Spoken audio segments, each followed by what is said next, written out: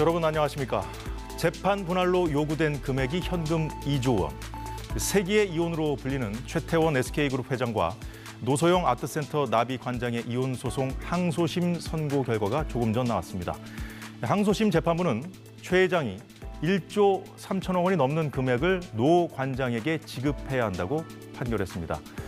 이 선고 내용 자세히 짚어보겠습니다. KBS 사회부 법조팀의 이호준 기자, 손수호 변호사가 함께하겠습니다. 두 분 안녕하십니까? 네, 이호준 기자. 지금까지 막 취재를 하다가 지금 막 스튜디오에 들어왔는데 네. 1심 재판부는 665억 원을 지급하라고 했는데 오늘 1조 3,800억 원, 엄청나게 늘었어요.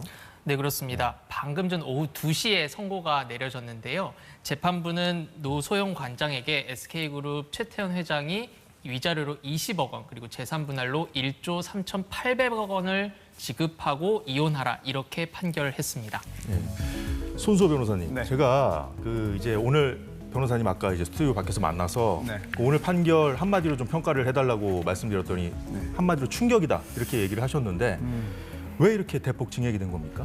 네, 일단 가장 중요한 게 1심에서 인정되지 않았던 게 이번 항소심에서는 인정된 게 있습니다. 바로 가장 큰 비중을 차지하고 있는 이제 SK 주식회사의 예. 주식, 최태원 회장이 보유하고 있는 주식을 재산 분할 대상으로 삼을 것이냐 아니면 삼지 않을 것이냐, 이 부분에 대해서 1심과 2심의 판단이 달라졌기 때문에 결국은 어마어마한 액수의 재산 분할 판결이 선고된 거죠. 자, 이호준 기자가 지난주에 보도했죠? 네, 그렇습니다. 노태우 전 대통령 정부 당시에 이제 SK 자금으로 비자금 일부를 뭐 이렇게 보냈다 뭐 이런 내용이었잖아요. 그 비자금이 얼마였죠, 그게? 저희가 취재한 바에 따르면은 1990년대 노소영 관장 가족 측이 최태원 회장 가족 측에게 총 343억 원을 전달했다, 이렇게 주장을 했는데 그 예. 부분이 대부분 인용이 된 걸로 보입니다. 아, 그래요? 그 선친인 노태우 전 대통령이 최태원 회장 선친인 최종현 선대 회장에게 300억 원, 그다음에 최태원 회장에게 32억 원, 그리고 노소영 관장이 최태원 회장에게 결혼지참금으로 준 10억 원 등입니다. 자, 그렇다면 이 두 사람의 이혼 소송의 핵심이 이 재산 분할 문제인데 재산 형성, 그러니까 최태원 회장이 재산이 한 5조 원 정도 된다고 하죠. 지금 추정치가.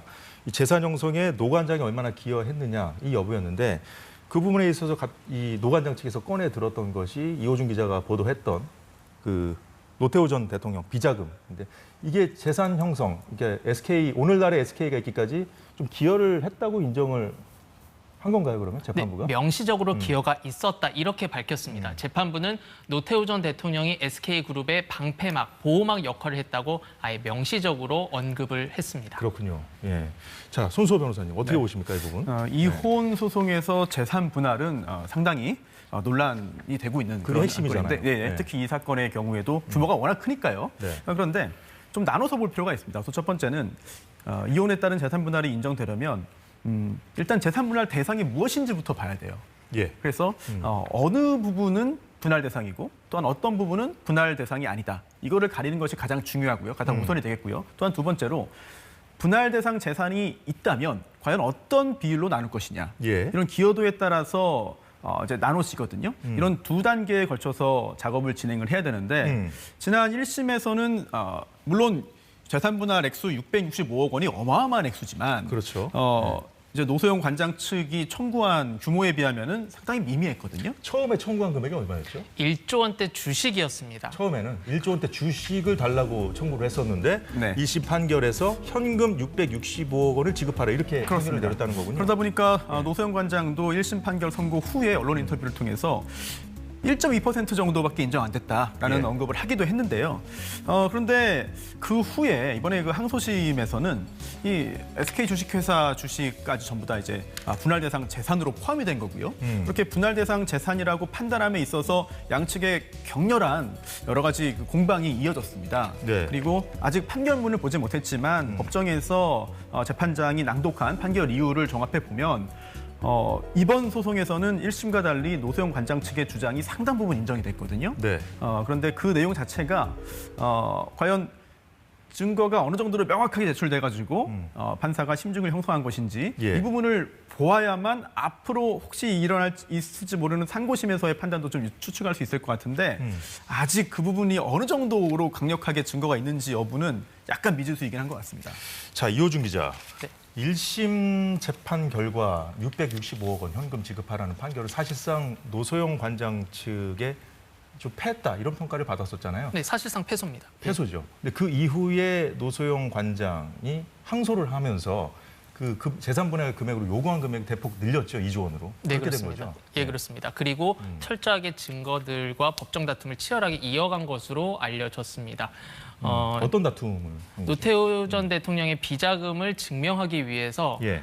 메모라든지 비자금을 전달하고 영수증조로 받은 약속어음도 재판부에 제출한 것으로 전해졌거든요. 네네. 그러니까 비자금이기 때문에 구체적으로 입증은 어렵지만 관련한 간접 증거를 최대한 제출한 걸로 알려졌습니다. 자, 1심 재판부는 최태원 회장의 SK그룹 주식 지금 이 부분에 대해서 지금 재산 분할이 이루어지는 거죠. 네, 이루어진다면. 그런데 모두 그 SK 선대 회장에게서 받은 특유 재산이라 분할 대상이 아니라고 1심 재판부는 판단을 했었는데 자, 주식도 분할 대상이라고 이번에는 봤단 말이에요. 왜 그런 겁니까? 기여가 있었다라고 포괄적으로 인정을 해줬기 때문입니다. 선친인 노태우 전 대통령이 SK그룹이 성장을 하는데 이동통신 사업, 지금의 SK텔레콤을 사업을 영위하는데 방패막, 보호막이 됐다고 이렇게 명시적으로 얘기를 했거든요. 오늘 판결문에 그렇게 명시되어 있다는 건가요? 오늘 판결에서 재판부가 직접 언급한 내용입니다. 언급했다? 예, 아직 판결문은 아직 저희가 보지 못하고 그리고 이혼 소송이기 때문에 판결문이 비공개입니다. 예. 이 재산 분할 예. 관련해서 이 특유재산 부분이 항상 가장 중요한 쟁점이 됩니다. 그런데 1심 판결 당시에 재판부는 특유재산이고 또한 재산분할 대상이 아니라고 봤는데요. 당시 최태원 회장 측의 주장은 그 주식은 문제의 주식은 선친으로부터 증여를 받았거나 네. 아니면은 또 상속받은 것이기 때문에 이거는 분할 대상이 아니다라고 주장을 했고요. 여기에 대해서 노소영 관장 측은 설령 특유재산이라 하더라도 재산의 형성이나 또는 예. 유지 관리에 노소영 관장이 내조 등을 통해서 적극적으로 기여했기 때문에 이거는 설령 특유재산이다 하더라도 재산 분할 대상인 것이다라고 주장을 했거든요. 1심에서는 이 부분에 대해서 최태원 회장 측의 주장을 받아들였고 이번 항소심에서는 노소영 관장 측의 주장을 받아들였는데 또 하나 굉장히 중요한 부분은 이렇게 막대한 재산을 가지고 있는 예. 부부의 이혼과 관련해서 어떻게 나누어 볼 것인가입니다. 왜냐하면 일반적인 평범한 소송의 경우에 이런 그 기여도를 정해가지고 재산을 나누게 되잖아요. 그런데 이런 경우 그러한 법리와 논리를 그대로 일관한다면 액수 자체가 너무 커집니다. 그래서 주로 이런 해외의 경우에도 좀 나눠서 봐야 된다. 사업을 통해서 예. 일군 이런 부는 좀 나눠야 되는 거 아니냐. 또는 다른 기준 적용해야 되는 게 아니냐. 이런 주장을 하는 경우들이 있고요. 그 부분도 향후에 이제 공방이 계속 이루어질 수 있을까요? 제가 알기로는 이번 소송에서도 이미 최태원 회장 측은 그런 유사한 주장을 한 것으로 알고 있고요. 그러니까요. 여기에 예. 대해서는 또 노소영 관장 측이 반박을 했고 예. 이번 항소심에서는 노소영 관장 측의 주장을 인정한 것이죠. 그러면 그 부분은 일단락됐다고 봐야 될까 이번 판결은? 2심 재판부는 선고한 내용 중에 부부 공동 재산으로 인정해야 된다 이렇게 못 박았습니다. 그렇군요. 자, 그러면 지금 앞으로 돌아가서 지금 너무 오래전에 이제 현금, 비자금이라는 게 현금이 오갔을 거 아니에요. 근데 네, 이제 어떻게 증명이 될 것인가 그것이 이제 쟁점이었는데 오늘 판결 문은 아직 보지 못했습니다만 이런 판결이 나왔다는 것은 그 증거 능력이 어느 정도 좀 인정됐다고 봐야 되는 것인지. 왜냐하면 2조 원을 요구했는데 그보다는 적은 액수잖아요. 그래서 그거는 좀 어떻게 봐야 될까요? 재산 분할 비율이 좀 조정이 돼서 65% 최태원 회장 몫이고 35%가 노소영 관장 몫이었거든요. 결국 노소영 관장이 주장한 노태우 전 대통령의 비자금 등을 상당 부분 받아들였으나 예. 재산 비율을 조금 조정하면서 지금 1조 3,8천억이 되지 않았나 이렇게 추산하고 있습니다. 그렇구나. 어쨌든 비자금이 인정됐다는 것, 비자금 자체가 이제 기여했다는 거는 인정이 된 것이고 그 이후에 이제 비자금이 들어가서 이 SK그룹이 지금 오늘날까지 성장하기까지 어느 정도 기여했느냐는 좀 더 따져볼 문제다. 이런 다른 차원이라는 것이죠. 네, 사실 오늘 판결이 곧바로 비자금 여부에 대해서 직접적으로 판단을 했냐라고 한다면은 그 부분은 좀 기다려볼 필요는 있습니다. 다만 오늘 판결의 좀 의미는 예. 양측이 치열하게 공방을 주고 받았는데 적어도 노소영 관장 측이 제출한 증거가 보다 더 믿을 만하다. 최태원 회장 측이 제시한 여러 가지 반박보다는 좀 더 믿을만하다라는 판단을 한 것으로 보이고요. 네. 다만 판결문은 봐야겠습니다만 오늘 재판장이 낭독한 그 판결 이유들을 보면은 굉장히 다양한 쟁점들 그리고 그동안 첨예하게 대립했던 부분들 이 부분에 대해서 대체로 노소영 관장 측에 손을 들어줬고요. 그런데 이 부분에서 하나 중요한 것은 예. 이번 항소심 재판 과정에서 재판부가 20차례 넘게 이제 성명을 요구했다. 이 석명이라는 게 쉽게 풀었으면은 법령의 표현을 보면은 설명을 요구하는 겁니다. 그런데 재판부가 굉장히 여러 번 설명을 요구했다는 얘기는 예. 정확한 판단을 내리기 위해서 최선을 다했다는 측면도 있겠고요. 또한 두 번째로는 이 사건이 굉장히 중요하고 사회적으로 큰 파장을 일으킬 것이기 때문에 신중하게 판단하자라는 노력일 수도 있고요. 또 마지막으로는 상당히 애매한 부분이 있기 때문일 수도 있습니다. 즉, 그게 뭐죠? 예, 사실 아주 오래전에 비자금 관련된 얘기들은 증거가 그렇게 뚜렷하게 남아있지 않았을 것 같아요. 물론 주장을 할 수 있고 간접적으로 추정할 수 있는 부분들이 있지만 어떤 명확한 하나의 증거로 승패를 나눌 수 없는 사정이 있지 않았을까. 그렇기 때문에 계속해서 그런 애매한 부분들을 좀 더 명확하게 밝히기 위해서 재판부가 노력을 한 정황이 좀 보이는 것 같습니다. 그렇군요. 자, 이호준 기자. 자, 네. 이 문제 오랫동안 취재해 오셨는데 그 두 사람의 이혼 소송 처음 시작된 것이 꽤 오래됐잖아요. 네, 그렇습니다. 2015년 최태원 회장이 일간지에 편지를 보내는 방식으로 이 관련된 소식이 처음 전해졌습니다. 어떤 혼외자가 있고 이혼을 원한다 이런 내용이었는데요. 2017년에 이혼 조정을 신청했지만 조정이 잘 안 됐고요. 이듬해 2018년에 최태원 회장이 소송을 제기를 했습니다. 노소영 관장은 가정의 가치 등을 중요하게 생각하면서 이혼에 반대하다가 2019년 맞소송 반소를 제기를 해서 본격적인 이혼 재판이 시작이 됐습니다. 최태원 회장이 2015년에 먼저 본인 스스로가 혼외자 존재를 밝히면서 그렇죠? 노 관장하고 이혼하겠다 선언을 했고 그 이후에 이제 법정 다툼이 시작된 것인데 이혼 소송을 제기했던 건 2018년이었죠. 네, 그렇습니다. 예, 그리고 나서 이제 그때 이제 그 직후에는 노 관장이 이혼을 거부하다가 그 이듬해 2019년 12월에 재산 분할을 요구하면서 이제 소송을 시작을 한 거거든요. 그렇습니다. 뭐 각각의 사정이 다 있고 모든 이혼 소송이 다 다르지만 한 측이 이혼을 원하고 또 상대방이 원치 않는 경우에도 이렇게 몇 년 동안 소송이 진행되면은 이혼 자체에는 이제 동의하게 되는 경우들이 많습니다. 이 사건의 경우도 역시 마찬가지였고요. 소가 제기된 지 1년이 좀 넘어서 노소영 관장도 역시 나도 이혼을 원한다. 하지만 내가 아니라 상대방이 잘못한 것이기 때문에 상대방으로부터 위자료를 받아야겠다라고 이제 반소를 제기했고요. 예. 1심에서도 인정이 됐습니다. 그 부분이. 그리고 역시 여러 가지 이런 개인적인 그런 그 사정이 있기 때문에 그런 반영해서 최태원 회장 측이 예. 이제 유책 배우자라는 판단이 나오게 된 것이죠. 그 유책 배우자가 이제 최태원 회장이다라는 것을 이번에도 이제 인정을 하면서 그 1심 판결문에 나왔던 판결문은 쭉 뭐 재판장이 읽었다는 얘기가 있던데 이게 맞습니까? 이 내밀한 얘기가 공개가 됐습니다. 이 최태원 회장이 노소영 관장에게 편지를 보내서 예. 내가 김희영 TNC재단 이사장을 이혼하게 만들었다. 그리고 아이를 낳게 했다라고 밝힌 부분을 공개적으로 재판장이 오늘 밝혔다는 거죠. 예, 그렇습니다. 어.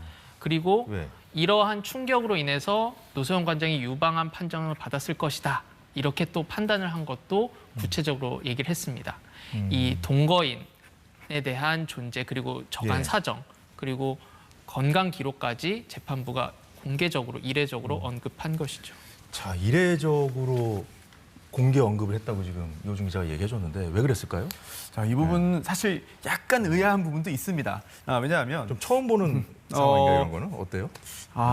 그렇죠. 이렇게 많은 사람들이 관심을 가지고 또한 기자들도 취재를 열심히 하는 상황에서 그런 언급을 했다는 거는 예. 사실상 보도가 되어도 상관없다는 그런 그 의사인 것 같은데 여기에 따라서 좀 더 이제 그 소송에서 힘을 얻는 측도 있고 또 반대로 또 굉장히 좀 곤란해지거나 난감해지는 측도 있기 때문에 어찌 보면은 상당히 좀 민감한 그런 부분인 것 같긴 해요. 예. 그리고 또 하나 최근에 이 재산 분할 판단을 함에 있어서 비공식적입니다만 누가 더 잘못을 했느냐 네. 이 부분을 감안하는 경우들이 있습니다. 물론 공식적인 건 아니고요. 왜냐하면 재산 분할은 누가 잘했냐 잘못했냐를 따지는 것이 아니라 기여도만 따지는 것인데 그런데 또 이 기여도 판단에 있어서 누가 유책 배우자이며 또한 어느 정도의 잘못을 했는지 등을 감안하는 경우들이 있거든요.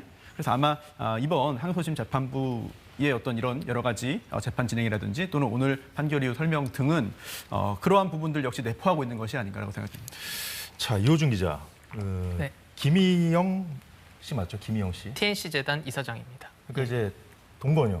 동거인. 예. 동거인인데 이 부분을 상대로도 지금 그 노관장이 소송을 제기해서 지금 진행 중이죠. 네, 오늘 판결이 영향을 미칠까요? 이 소송은? 글쎄요, 이제 재판부가 다르다 보니까 뭐 판결에 영향이 있다 없다 섣불리 말씀드리기는 어려운데요. 노소영 관장은 김 이사장에게도 30억 원의 위자료를 청구를 했고 변론이 종결됐고 8월에 선고가 예정돼 있습니다. 그렇기 때문에 이 판결도 이혼 소송 이후 한 2달, 3달 후에 나오는데 이것도 한번 좀 주의 깊게 지켜봐야 될 부분이라고 생각합니다. 그렇군요. 다시 재산 분할로 좀 돌아가서요. 1조 3,800억 원. 이거 현금으로 줘야 되잖아요, SK가 지금. 이거 어떻게 좀 조달이 가능한 금액일까요? 어떻게 보십니까? 일단 주식은 지금 최태원 회장이 상당히 많이 보유하고 있습니다만 이렇게 현금을 조달하는 것이 그렇게 쉬운 일은 아니죠. 예, 그리고 또 언론 보도에 따르면 이미 1심 소송 과정에서 노소영 관장 측이 그 해당 주식들에 대해서 처분금지 가처분을 지청해서 일부 인용됐다는 보도도 있거든요. 그렇다면은 그 주식을 가지고 뭔가 여러 가지 교섭이라든지 조율이 이루어질 수도 있겠습니다만 사실 지금 상황은 오늘 항소심 판결만 보면은 논란의 어떤 그 비자금 언급이라든지 또는 그 외에도 뭐 증권사 인수 관련해 가지고 양측의 어떤 세부적인 주장이 완벽하게 충돌하는 지점들 이런 것들이 있기 때문에 지금 단계에서 어떤 조율이 이루어지기는 쉽지 않을 것 같고요. 따라서 최태원 회장 측에서 지금 상당히 여러 가지 좀 궁리를 해서 이 상황을 좀 타개하기 위한 좀 노력을 좀 하지 않을까 싶습니다. 그 가처분은 1심 선고 직후에 취소됐습니다. 그런가요? 예. 예, 그 최태원 회장이 상고를 할까요? 하겠죠? 당연히 상고가 예상이 되고 있고요. 이렇게 큰 금액의 재산 분할인 만큼 아마 대법원에서도 치열한 법리 다툼이 이어질 것으로 보입니다. 하지만 2심이 사실상 사실관계를 파악하는 마지막 단계여서요. 보통 그렇잖아요. 예, 그렇습니다. 그래도 대법원까지 한번 결과를 지켜봐야 될 것으로 보입니다. 어떻게 봐야 될까요? 앞으로 상황. 이제 저도 궁금한데. 기자님의 이야기에 공감을 하고요. 다만 이제 이런 유형의 사건에서 대법원까지 올라가서 판단을 한다면 뭐 사실 오인이라든지 아니면 법리 오해라든지 이런 그런 부분을 통해서 간접적으로 이제 사실관계 확정에 대해서 개입을 할 여지는 충분히 있어 보이거든요. 그리고 또한 물론 항소심 재판부가 면밀히 판단해서 가장 정확한 결론을 내놨다고 생각을 합니다만 과연 양측의 아주 상반된 아주 오래전 이야기에 대한 주장 중에서 누구의 말을 좀 더 신뢰할 수 있다고 판단할 것이냐. 이 부분에 대해서 과연 어떤 증거가 있었기에 어느 한쪽의 입장을 인정한 것인지 굉장히 개인적으로도 궁금하거든요. 이런 부분들 만약 상고심이 열린다면 대법원에서도 꼼꼼하게 들여다볼 것으로 생각됩니다. 그렇군요. 그 두 분 말씀 들어보니까 1심 판결하고 2심 판결이 워낙 그 다르게 나와가지고 지금 한마디로 충격적이라고 하셨는데 이게 또 상고할 가능성은 거의 좀 높아 보이고 그렇죠? 네, 그렇습니다. 최태원 회장이. 그렇다면 근데 이제 확정 판결이 어떻게 나올 것인가 이거는 우리가 좀 예단하기 어려운 상황이 아닌가 싶기도 한데요. 어떻습니까, 이호준 기자? 아까 전에 보통 이제 항소심이 나온 대로 보통 나오잖아요. 확정 판결이. 근데 이거는 이제 손수호 변호사 말 들어보면 이제 쟁점 사항이 좀 많은 상황이라 우리가 좀 예단하기 좀 어려울 것 같기도 한데요. 반대로 취지를 반대로 해석해서 파기환송될 수도 있거든요. 그래서 대법원의 판단은 한 번 더 지켜봐야 될 것으로 보입니다. 예, 지켜봐야겠군요. 1988년 세기의 결혼으로 만난 이 두 사람, 세기의 이혼은 누구에게 더 불행한 결혼으로 종지부를 찍게 될지 확정 판결까지 좀 지켜봐야 될 것 같습니다. 오늘 두 분 수고 많으셨습니다.